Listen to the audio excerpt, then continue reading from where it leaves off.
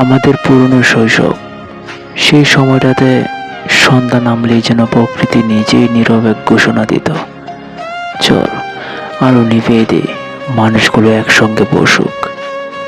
Load shedding ছিল তখন নিত্যদিনের চেনা ছায়া।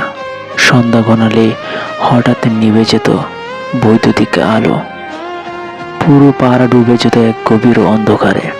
কিন্তু সেই অন্ধকারে ছিল এক উষ্ণতা, ছিল এক অভিন্নতার আলো। তখনকার জীবনটা ছিল কেমন অন্যরকম, সহজ, স্নিগ্ধ আর ছন্দময়। কারেন্ট চলে গেলেই পরিবারের সবাই চাটাই পেতে উঠোনে বসতাম। চারদিকে নেমে আসা নীরবতার মাঝে জোনাকির ঝিকিমিকি আলো আর আকাশ ভরা তারা যেন আমাদের গল্পের শ্রোতা হয়ে উঠত। বাতাসে ভেসে বেড়াতো শালিকের ডাক, দূরের কুকুরের হু হু রব, আর তার মাঝে শুরু হতো গল্পের আসর। বড়দের কণ্ঠে ভেসে আসতো ভূতের গল্প, হারিয়ে যাওয়া রাজাদের উপাখ্যান কিংবা কোনো পুরনো দিনের সুখ স্মৃতি। আমরা শিশু কিশোররা সেই গল্পের জগতে ডুবে যেতাম, ভয়ে কুকড়ে গিয়েও কৌতূহলে চোখে আলো পড়ত। স্মার্টফোন, ইন্টারনেট কিংবা কৃত্রিম আলোয় ডুবে যাওয়া ঘরের ভিতর তখনও প্রবেশ করেনি। ব্যস্ততা মানে তখন ছিল ধান কাটার মৌসুম, অতিথি আসা কিংবা স্কুলের পরীক্ষার প্রস্তুতি। মানুষের সম্পর্ক তখন কেবল প্রয়োজনে নয়, ছিল একে অপরের প্রয়োজনে বেঁধে থাকা।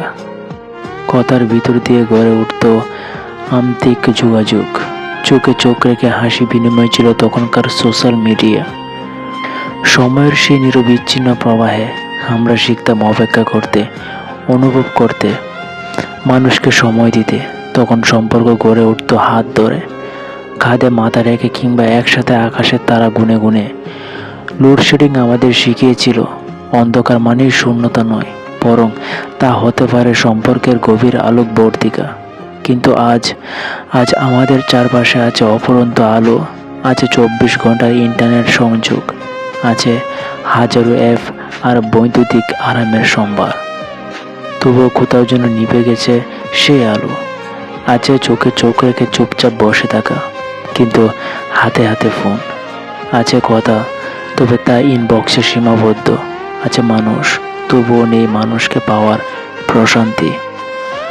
লোডশেডিংয়ের সেই অন্ধকার আজ হয়তো নেই, কিন্তু কোথাও যেন গভীর এক অন্ধকার ফিরিয়ে এসেছে আমাদের ভেতরে, যেখানে একাকিত্ব সবচেয়ে উজ্জ্বল আলো আর সম্পর্কগুলো নিঃশব্দ ছায়াপথ। হায়, যান্ত্রিক জীবনের এই কৃত্রিম আলোর ভিড়ে আমরা হারিয়ে ফেলেছি সেই অন্ধকারের আলো জ্বালানোর সহজ উপায়টা।